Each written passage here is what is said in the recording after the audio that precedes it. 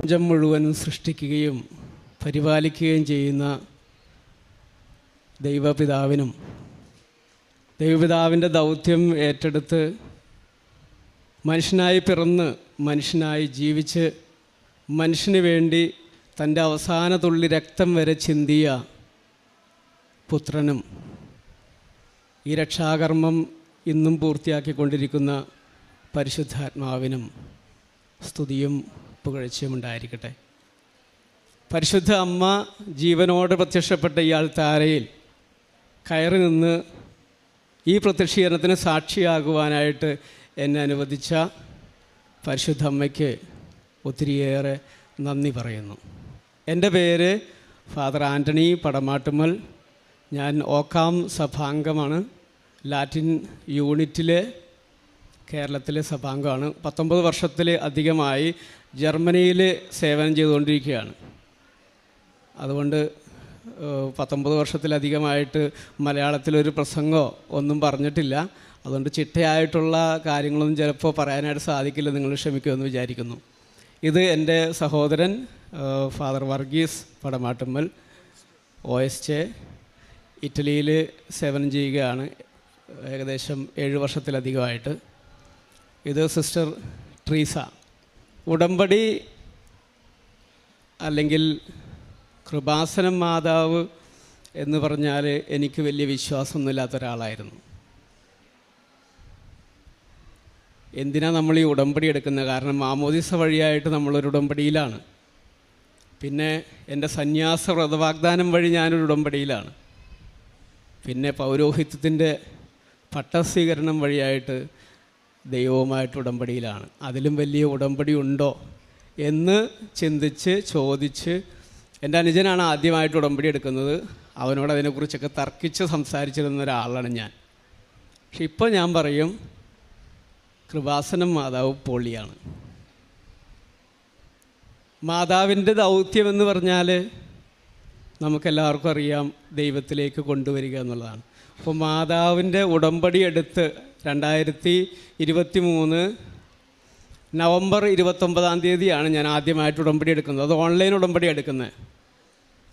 ആ ഉടമ്പടി എടുത്ത ആദ്യ നിമിഷം മുതൽ മാതാവ് കൂടെ വന്ന് ഈ ലോകത്തിലെ ഏറ്റവും മനോഹരമായൊരു സ്ഥലത്ത് എന്നെ കൊണ്ടുചെന്നാക്കി. ആ സ്ഥലം ഏതാണെന്ന് ചോദിച്ചു കഴിഞ്ഞാൽ ഈശോയുടെ ഹൃദയമാണ്. ഈശോയുടെ ഹൃദയത്തിൽ വസിക്കാൻ സാധിക്കുന്നത് ആണ് ഒരു വൈദികനെ സംബന്ധിച്ചിടത്തോളം അല്ലെങ്കിൽ ഒരു സന്യസ്തനെ സംബന്ധിച്ചിടത്തോളം ഏറ്റവും വലിയ ഭാഗ്യം. അല്ലെങ്കിൽ സ്വർഗം ഭൂമിയിൽ അനുഭവിക്കുക എന്ന് പറയുന്നത് ഇന്ന് വരെ ഞാൻ അനുഭവിച്ചുകൊണ്ടിരിക്കുകയാണ്. ഞാൻ പല ദൈവാനുഭവങ്ങളിലൂടെയും കടന്നു പോയിട്ടുണ്ട്. 15ാമത്തെ വയസ്സിലാണ് സെമിനാരിൽ കയറുന്നത്. അന്ന് തുടങ്ങി ഞാൻ അച്ഛനാകാനായിട്ട് അത്ര വലിയ തീക്ഷ്ണതയായിട്ടൊന്നും കയറിയ ആളല്ല. പക്ഷേ സുവിശേഷത്തിൽ പറയുന്നത് പോലെ നിങ്ങളല്ല ഞാനാണ് നിങ്ങളെ തിരഞ്ഞെടുത്തതെന്ന് എന്ന വാക്യം കൃത്യമായിട്ട് എൻ്റെ ജീവിതത്തിൽ, എൻ്റെ ദൈവവിളി ജീവിതത്തിൽ അനുവർത്തിക്കപ്പെട്ടതാണ്. ഓരോ കാലഘട്ടത്തിലും തിരിച്ച് ഞാൻ പോകണമെന്ന് ആലോചിച്ചപ്പോഴെല്ലാം ഈശോ സ്പർശിക്കുന്നൊരനുഭവം എൻ്റെ ജീവിതത്തിലുണ്ടായിട്ടുണ്ട്, പല ആവർത്തികൾ. അപ്പോൾ ദൈവാനുഭവങ്ങൾ വേറെ സമയങ്ങളിൽ ഉണ്ടായിട്ടുണ്ട്. പക്ഷേ ഉടമ്പടിയിലൂടെ ലഭിച്ച അനുഭവം എന്ന് പറഞ്ഞാൽ ഇതിനെല്ലാം അതുക്കും മേലെ അതിൻ്റെ ഒരു എഫക്റ്റ് എന്ന് പറഞ്ഞാൽ പറഞ്ഞ് അറിയിക്കാനായിട്ട് സാധിക്കില്ല. ഞാനീ പറയുന്നതെല്ലാം നമ്മുടെ വാക്കുകളിൽ കൊണ്ട് വിവരിക്കാനാവാത്തൊരനുഭവമാണ് ഈ പരിശുദ്ധ അമ്മ വഴി, കൃപാസനം വഴിയായിട്ട്. ഞാൻ പറയും, ഈ കാലഘട്ടത്തിൽ ദൈവം നൽകിയിരിക്കുന്ന ഏറ്റവും എഫക്റ്റീവായിട്ടുള്ള ദൈവത്തിൻ്റെ സ്നേഹത്തെക്കുറിച്ചറിയാൻ, ദൈവത്തിൻ്റെ രക്ഷയിലേക്ക് കടന്നു വരാനായിട്ട് ഏറ്റവും എഫക്റ്റീവായിട്ടുള്ള ദൈവികമായ പദ്ധതിയാണ് ഉടമ്പടി.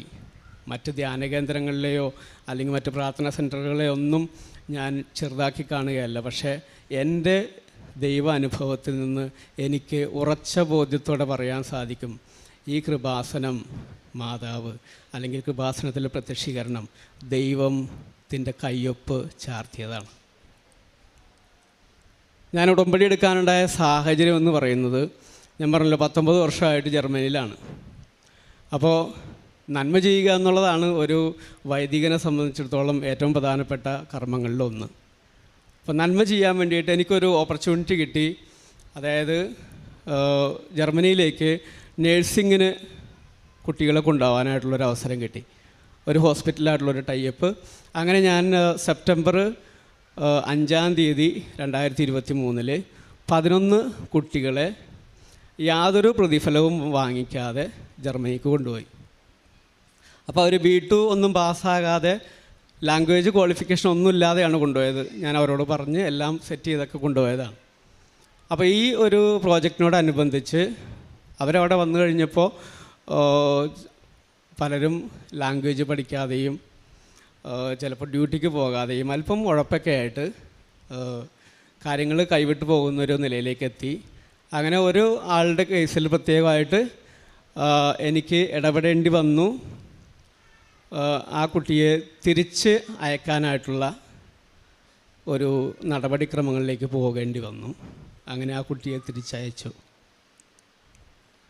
അത് കഴിഞ്ഞിട്ട് പക്ഷേ ഈ കുട്ടി തിരിച്ചു വരുന്നത് എനിക്കെതിരെ വലിയൊരു ആരോപണം ഉന്നയിച്ചുകൊണ്ടാണ്. അപ്പോൾ ഈ ആരോപണം വന്നു കഴിഞ്ഞപ്പോൾ ഈ പ്രോജക്റ്റ് ക്യാൻസലാവുന്ന ഘട്ടത്തിലെത്തി. ആ ഹോസ്പിറ്റലിലെ അധികൃതരെ അത് സീരിയസ് ആയിട്ടെടുത്തു. അവർക്ക് ഈ പ്രോജക്റ്റ് ക്യാൻസൽ ചെയ്യേണ്ട ഒരു ഘട്ടത്തിലേക്ക് കൊണ്ടുവന്നു. അങ്ങനെ വരുന്ന സാഹചര്യത്തിലാണ് ഞാൻ ഉടമ്പടി എടുക്കുന്നത്. അപ്പം ഞാൻ ആ സമയത്ത് നമ്മളൊരു നന്മ ചെയ്തിട്ട് നമുക്ക് തിന്മയായിട്ട് ഭവിക്കുന്ന സമയത്ത് നമുക്കുണ്ടാകുന്ന മാനസികമായ വിഷമം എന്തായിരിക്കും എന്നുള്ളത് ഞാൻ പറയാതെ തന്നെ നിങ്ങൾക്ക് ഊഹിക്കാം. അപ്പം ഞാൻ ചങ്ക് പൊട്ടുന്ന വേദനയിൽ ആദ്യം പോയത് എൻ്റെ മുറിയിൽ ഒരു കുരിശുരൂപം തൂങ്ങിയിട്ടുണ്ട്. ആ കുരിശുരൂപത്തിൻ്റെ കാലിൽ കെട്ടിപ്പിടിച്ചിട്ട് ഞാൻ വാവിട്ട് കരയുകയാണ്. ഈശോയെ, നിനക്ക് വേണ്ടിയിട്ട് നീ പറഞ്ഞതനുസരിച്ചാണ് ഞാൻ ചെയ്തേ, എന്നിട്ട് എന്തുകൊണ്ട് ഇങ്ങനെ സംഭവിച്ചു എന്ന് ചോദിച്ചിട്ട് ഈശോയുടെ കാലിൽ കെട്ടിപ്പിടിച്ച് കരഞ്ഞു. എന്നിട്ട് ഞാൻ പ്രാർത്ഥനാ സഹായത്തിന് വേണ്ടി വിളിക്കുന്നത് ഈ സിസ്റ്ററിനെയാണ്. ഈ സിസ്റ്റർ എന്ന് വെച്ച് കഴിഞ്ഞാൽ സിസ്റ്ററിനെ കുറിച്ച് 2 വാക്ക് ഞാൻ പറയാം. അത് ദൈവം ഹൃദയത്തോട് ചേർത്ത് വെച്ച ഒരു സിസ്റ്ററാണ്. ചെറുപ്പം മുതലേ സിസ്റ്ററിന് വലിയ വലിയ കൃപകൾ കൊടുത്തിട്ടുള്ള ഒരാളാണ്. കാര്യങ്ങൾ മുൻകൂട്ടി കാണാനായിട്ടുള്ള ഒരു കഴിവ് സിസ്റ്ററിന് കൊടുത്തിട്ടുണ്ട്. സിസ്റ്റർ സ്വപ്നങ്ങളിൽ കാണും, അതെല്ലാം കൃത്യമായിട്ട് സംഭവിക്കുന്ന കാര്യങ്ങളാണ്. അപ്പോൾ ആ സിസ്റ്ററിൻ്റെ ആത്മീയമായിട്ടുള്ളൊരു ഗൈഡൻസ് എനിക്ക് എപ്പോഴും ഉണ്ടായിരുന്നു. അപ്പോൾ സിസ്റ്ററാണ് എന്നോട് പറയുന്നത്, അച്ഛാ ഉടമ്പടി എടുക്കാൻ. അപ്പോൾ എനിക്ക് ഉടമ്പടിയിൽ വലിയ വിശ്വാസമൊന്നുമില്ല. ഞാൻ പറഞ്ഞു, സിസ്റ്റർ പറഞ്ഞതല്ലേ, സിസ്റ്റർ പറയുന്ന കാര്യങ്ങൾ എല്ലാം കൃത്യമാണെന്നുള്ളത് എനിക്കറിയാവുന്നതുകൊണ്ട് ഞാൻ പറഞ്ഞു, സിസ്റ്റർ പറഞ്ഞുകൊണ്ട് ഞാൻ ഉടമ്പടി എടുക്കാം. അങ്ങനെയാണ് നവംബർ 29-ാം തീയതി 2023 ഞാൻ ഉടമ്പടി എടുക്കുന്നത്. അത് ഓൺലൈനായിട്ടാണ് ഉടമ്പടി എടുത്തത്. ഈ ഉടമ്പടി എടുത്ത് ഒരു 3 ദിവസം കഴിഞ്ഞുള്ളൂ. അപ്പോഴേക്കും മാതാവ്, ഞാൻ താമസിക്കുന്നത്, ഞാനും ഒരച്ഛനും കൂടി ഒരുമിച്ചാണ് ഒരു പാരിഷ് ഹൗസിലാണ് താമസിക്കുന്നത്. ആ പാരിഷ് ഹൗസിൽ മാതാവ് വന്നു. ഞങ്ങൾ പ്രാർത്ഥിക്കുന്ന മുറിയിൽ മാതാവ് വന്നു. ആ മുറിയിലൂടെ കടന്ന് കിച്ചണിലൂടെ കയറി ഞങ്ങളുടെ ലിവിങ് റൂമിലൂടെ കടന്ന് കോറിഡോറിലൂടെ പോയി മാതാവ് ഞാൻ കിടക്കുന്ന മുറിയിൽ വന്ന് എൻ്റെ തലയിൽ കൈവച്ച് അനുഗ്രഹിച്ചിട്ടാണ് മാതാവ് പോയത്. ഇത് ദർശനത്തിൽ കാണുന്നത് ഈ സിസ്റ്ററാണ്. ഞങ്ങളുടെ വീട് സിസ്റ്റർ കണ്ടിട്ടില്ല. ഈ വീടിൻ്റെ എല്ലാ മുക്കും മൂലയും സിസ്റ്റർ എന്നോട് വിവരിക്കുകയാണ്, ഇതാണ് മാതാവ് കടന്നു വന്ന സ്ഥലമെന്ന്. അതിനുശേഷം ഞാൻ ഒരിക്കലും സ്വപ്നത്തിൽ പോലും വിചാരിച്ചില്ല മാതാവിനെ ഇന്ന് എന്നെ ഈ നിലയിൽ കൊണ്ടുവന്ന് എത്തിക്കുമെന്ന്. അപ്പോൾ അന്ന് ഈ പ്രശ്നം ഉണ്ടായിക്കഴിഞ്ഞപ്പോൾ ഞാൻ ആ പ്രശ്നത്തിൻ്റെ പരിസമാപ്തിയെക്കുറിച്ച് ആദ്യം പറയാം. അത് ആ പ്രതിസന്ധി വന്നു കഴിഞ്ഞപ്പോൾ ആ ആരോപണം നിലനിൽക്കുന്നത് എൻ്റെ ഭാവിയെ ബാധിക്കുന്ന വളരെ ഒരു പ്രശ്നമായിട്ട് മാറിക്കൊണ്ടിരുന്നൊരു സംഭവമാണ്. അപ്പോൾ ഈ ഹോസ്പിറ്റൽ അധികൃതരുമായിട്ട് സംസാരിക്കാനായിട്ട് പല മീറ്റിങ്ങുകൾക്കും വിളിച്ചിട്ട് അവർ ആദ്യം നമുക്കൊരു അപ്പോയിൻമെൻറ്റ് തരും, പിന്നീട് അത് മാറ്റിക്കളയും, അങ്ങനെയുള്ള സംഭവങ്ങളായിരുന്നു. ആ സമയത്ത് മുഴുവൻ ഞാൻ ഈ കൃപാസനം അമ്മയുടെ പ്രത്യക്ഷീകരണ പ്രാർത്ഥനയും ഉപവാസവും എല്ലാം കൃത്യമായിട്ട് പാലിച്ച് അമ്മയോട് മുട്ടിപ്പായിട്ട് പ്രാർത്ഥിച്ചുകൊണ്ടിരുന്നു. അതിനുശേഷം 2024 മെയ് മാസം 2-ാം തീയതിയാണ് ഞങ്ങളിവിടെ വന്നിട്ട് തീർത്ഥാടക ഉടമ്പടി എടുക്കുന്നത്. ഇവിടെ നിന്ന് തീർത്ഥാടക ഉടമ്പടി എടുത്ത് പോയി തൈലവും ഇതൊക്കെ കൊണ്ടുപോയി അവിടെ വെച്ച് എല്ലാ ദിവസവും രാവിലെയും വൈകിട്ടുമൊക്കെ പ്രാർത്ഥന തുടങ്ങി. ഒരു 3 മാസം കഴിഞ്ഞു, 4 മാസം കഴിഞ്ഞു, ഒരു രക്ഷയില്ല. അതിനുശേഷം ഒരു ധ്യാനത്തിൽ, ഉടമ്പടി ധ്യാനത്തിൽ ജോസഫച്ചൻ പറയുകയാണ്, മെയ് മാസത്തിൽ ഇവിടെ വന്ന് ഉടമ്പടി എടുത്ത പലരുടെയും നിയോഗങ്ങൾ ഇപ്പോൾ മാതാവ് കണക്കിലെടുക്കുന്നുണ്ട്. അത് കഴിഞ്ഞ് ഒരാഴ്ച കഴിഞ്ഞുള്ളൂ.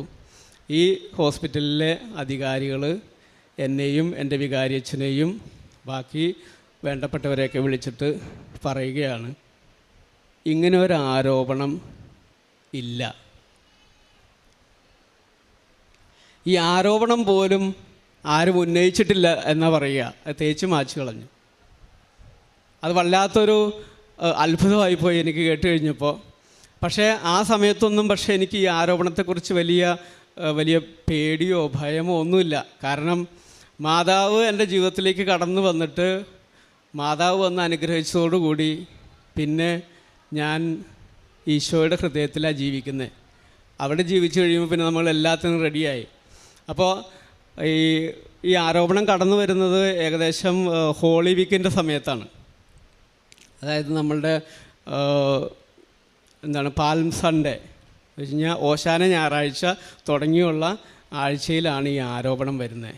അപ്പോൾ എനിക്കതൊരു ശരിക്ക് ഒരു ഈശോയുടെ പീഡാനുഭവവും കുരിശുമരണവും ഒക്കെ അതിൻ്റെ ഒരു ചെറിയൊരു അനുഭവം ഈശോ എനിക്ക് തന്നതാണ്. പിന്നീടാണ് എനിക്ക് മനസ്സിലായത്, ഇത് ജോസഫച്ചൻ പറയുന്ന പോലെ വില കൊടുപ്പിച്ചതാണ് എന്നെക്കൊണ്ട്. ഈശോയുടെ കൃപകൾ തരാനായിട്ടുള്ള വില കൊടുക്കാനായിട്ട് ഈ അനുഭവത്തിലൂടെ ഈശോ എന്നെ ഒരുക്കി. ആ വില കൊടുക്കലിലൂടെ ഈശോ എൻ്റെ ജീവിതത്തിലേക്ക് കടന്നു വന്നു. അതിനുശേഷം സിസ്റ്റർ വേറൊരു സ്വപ്നവും കൂടി കണ്ടു. ഞാൻ ഒക്ടോബർ മാസം 11-ാം തീയതി മുതൽ 18-ാം തീയതി വരെ ജർമ്മനിയിലൊരു ധ്യാനത്തിൽ പങ്കെടുത്തുകൊണ്ടിരിക്കുക.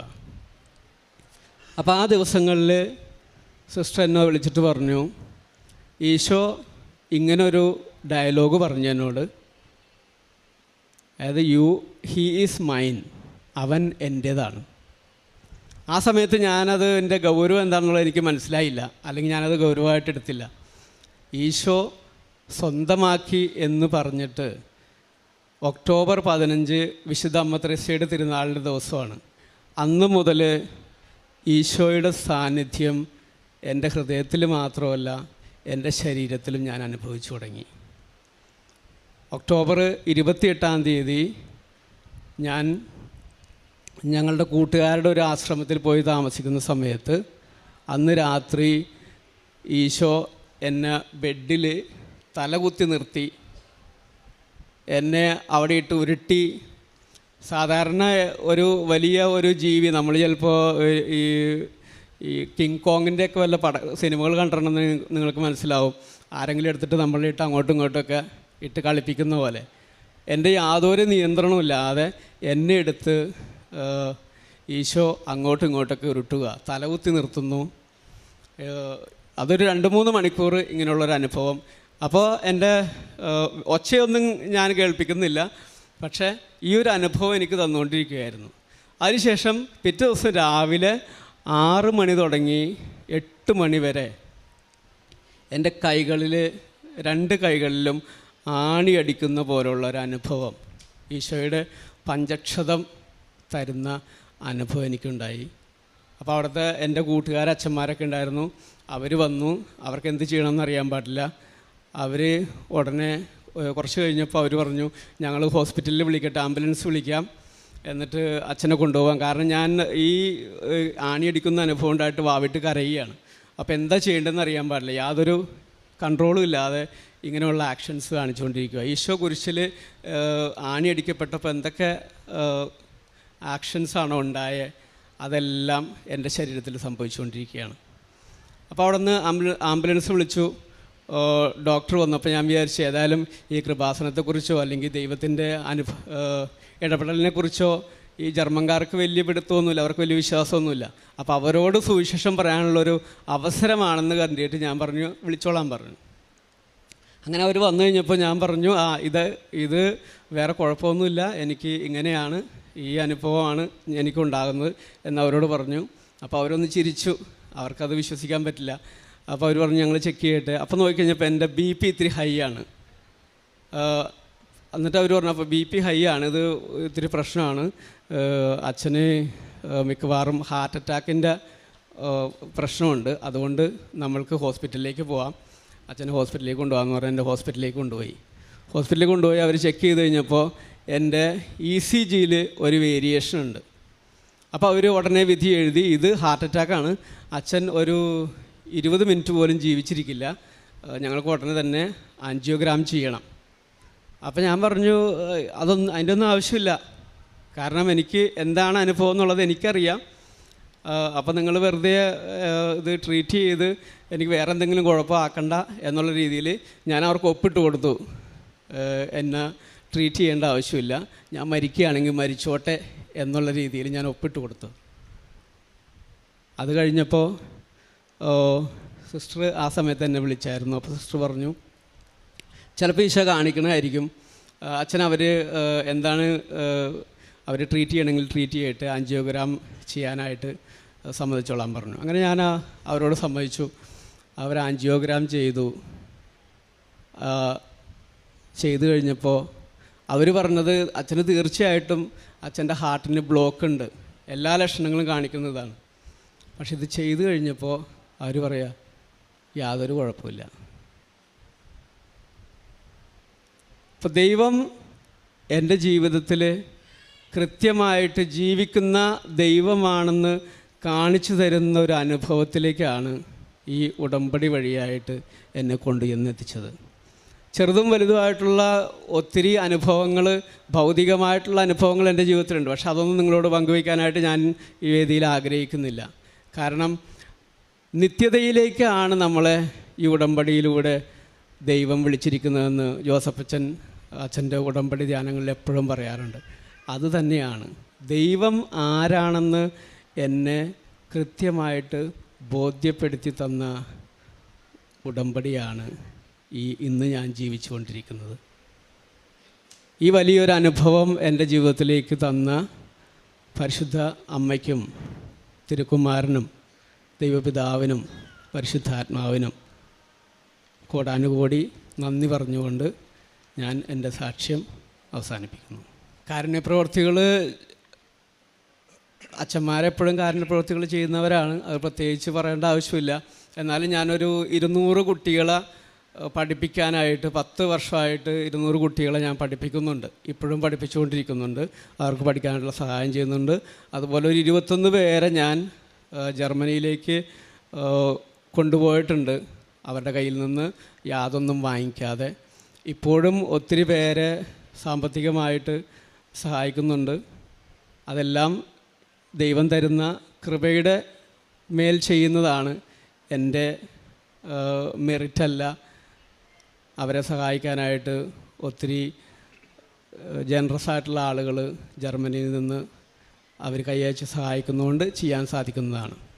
അതുപോലെ ഈ കൃപാസന മാതാവ് നൽകിയ കൃപകൾക്ക് നന്ദി പറഞ്ഞുകൊണ്ട് ഞങ്ങൾ 2 പേരും ഈ കഴിഞ്ഞ മെയ് മാസത്തിൽ ഒരു പാട്ട് ഇവിടെ കൃപാസനം ചാനലിലൂടെ റിലീസ് ചെയ്തിട്ടുണ്ട്, കൃപയുടെ നിറകുടമേ എന്ന് പറഞ്ഞുകൊണ്ട്. ഞങ്ങൾ വലിയ പാട്ടുകാരൊന്നുമല്ല, പക്ഷേ കൃപാസന അമ്മയോടുള്ള നന്ദി സൂചകമായിട്ട് സമർപ്പിച്ചതാണ്.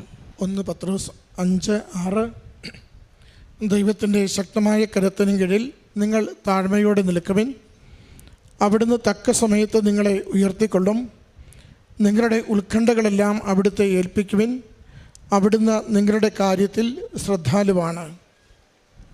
ഏറ്റവും പ്രിയമുള്ള ആൻ്റണി അച്ഛൻ താൻ കടന്നുപോയ പീഡാനുഭവത്തിൻ്റെ കാലത്തെക്കുറിച്ചും അതിൽ പരിശുദ്ധ കൃപാസന മാതാവ് നൽകിയ വലിയ സംരക്ഷണത്തെയുമാണ് സാക്ഷ്യപ്പെടുത്തിയത്. ആൻ്റണി അച്ഛൻ ജർമ്മനിയിലായിരിക്കുന്നത് കൊണ്ട് അവിടെയുള്ളൊരു ഹോസ്പിറ്റലുമായി ചേർന്ന്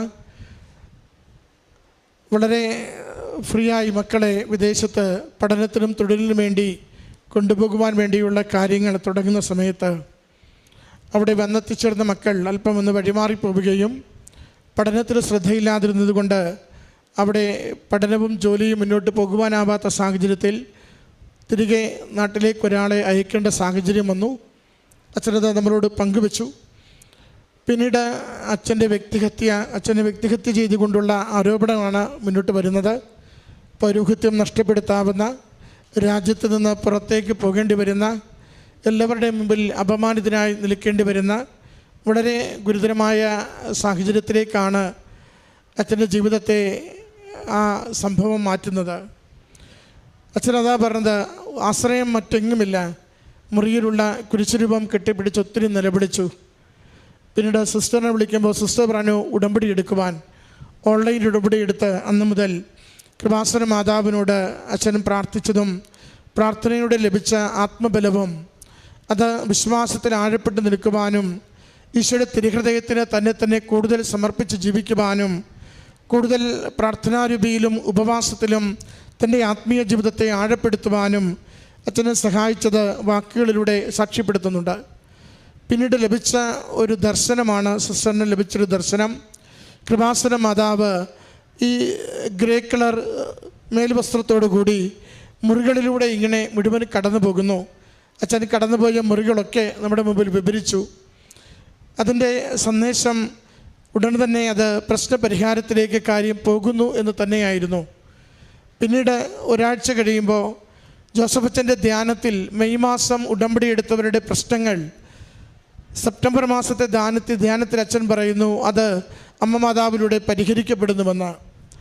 അച്ഛൻ ധ്യാനിപ്പിച്ചതിൻ്റെ പിറ്റേ ആഴ്ചയിലാണ് ഈ ആരാണോ ആരോപണം ഉന്നയിച്ച വ്യക്തി അത് നിരുപാധികം അവിടെ പോയി അത് അങ്ങനെ ഒന്ന് ഇല്ലെന്ന് പറഞ്ഞ് മാപ്പപേക്ഷ എഴുതി കൊടുത്തുകൊണ്ട് അച്ഛനെ പൂർണ്ണമായി ആ വിഷയത്തിൽ നിന്ന് സ്വതന്ത്രനാകുന്നത്.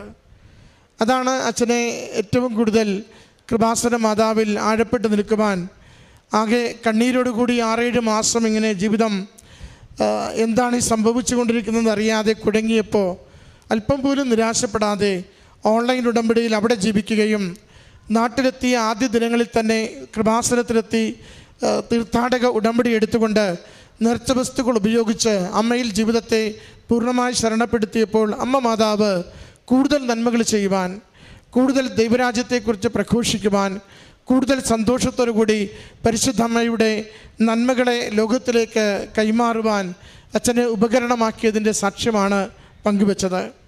അതോട് ചേർത്ത് അച്ഛൻ പറയുന്നുണ്ട്, അച്ഛന് ലഭിച്ച പീഡാനുഭവത്തിൻ്റെ മുദ്രകൾ, അത് പഞ്ചക്ഷതങ്ങളുടെ മുദ്രകൾ തൻ്റെ കരങ്ങളിലും കാലിലും ഹൃദയത്തിലുമൊക്കെ അതിൻ്റെ തീവ്രമായ വേദനയിലൂടെ കടന്നു പോകുമ്പോൾ അത് മറ്റുള്ളവർക്കത് മനസ്സിലാവുന്നില്ലെങ്കിലും അത് ദൈവസ്നേഹത്തിൻ്റെ അടയാളമായി ഉൾക്കൊള്ളുവാനും കുറേ കൂടി വിശുദ്ധിയിലും ദൈവാശ്രയത്വത്തിലും ജീവിതത്തെ നയിക്കുവാനും അച്ഛനെ സഹായിച്ചതിനെയാണ് സാക്ഷ്യപ്പെടുത്തിയത്.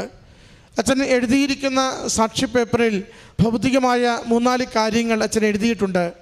അച്ഛൻ സാക്ഷി കൂടാരത്തിലും സൂചിപ്പിച്ചത് എൻ്റെ ഭൗതിക കാര്യങ്ങളെക്കുറിച്ച് അമ്മ മാതാവിൻ്റെ അൾത്താരയിൽ പറയുവാനല്ല, അമ്മ മാതാവിൻ്റെ ഉടമ്പടി എടുത്തതിലൂടെ എൻ്റെ ജീവിതത്തെ എത്ര കണ്ട് അമ്മ മാതാവ് കൈപിടിച്ച് നയിക്കുകയും എൻ്റെ ആത്മീയ ജീവിതത്തെ വളർത്തുകയും ചെയ്തുവെന്ന് ലോകത്തോട് പ്രഘോഷിക്കുവാനാണ് ഞാൻ ഈ അവസരത്തെ വിനിയോഗിക്കുന്നതെന്ന് അച്ഛന്, അതോടൊപ്പം അച്ഛൻ്റെ സഹോദരൻ വർഗീസ് അച്ഛൻ, ഒപ്പം സിസ്റ്റർ, ഇവരെല്ലാവരും ഉടമ്പടിയിലാണ്. അമ്മ മാതാവിൻ്റെ ഉടമ്പടിയിൽ ജീവിച്ചുകൊണ്ട് ഉടമ്പടിയുടെ ജീവിതം അത് ദൈവാനുഗ്രഹത്തിൻ്റെ ജീവിതമാണെന്ന്, ഈ കാലഘട്ടത്തിൽ ലോകത്തിന് നൽകിയിരിക്കുന്ന രക്ഷാകര ദൗത്യത്തിൻ്റെ കൂടുതൽ പൂർത്തീകരണത്തിലേക്കുള്ള അമ്മ മാതാവ് ഓരോരുത്തരെയും തിന്മയുടെ സ്വാധീന ശക്തികളിൽ നിന്നും നന്മയിലേക്ക് ചേർത്ത് പിടിച്ചുകൊണ്ട് ക്രിസ്തുവിന് വേണ്ടി അവൻ്റെ രക്തത്താൽ കഴുകി ശുദ്ധീകരിച്ച് സ്വന്തമാക്കുന്ന പ്രക്രിയയാണെന്ന് അച്ഛൻ്റെ വാക്കുകളിലൂടെ ലോകത്തോട് ഉദ്ഘോഷിക്കുകയാണ്. നമ്മുടെ ഉടമ്പടി ജീവിതം കൂടുതൽ സ്നേഹത്തോടെ സന്തോഷത്തോടെ ജീവിക്കുവാൻ നമുക്ക് പരിശ്രമിക്കാം. അച്ഛന് ലഭിച്ച എല്ലാ ദൈവികമായ നന്മകളെ പ്രതിയും നന്ദി പറഞ്ഞുകൊണ്ട് അമ്മ മാതാവിനും തിരുക്കുമാരനും കരങ്ങളടിച്ച് ഈ സാക്ഷ്യം നമുക്ക് സമർപ്പിക്കാം.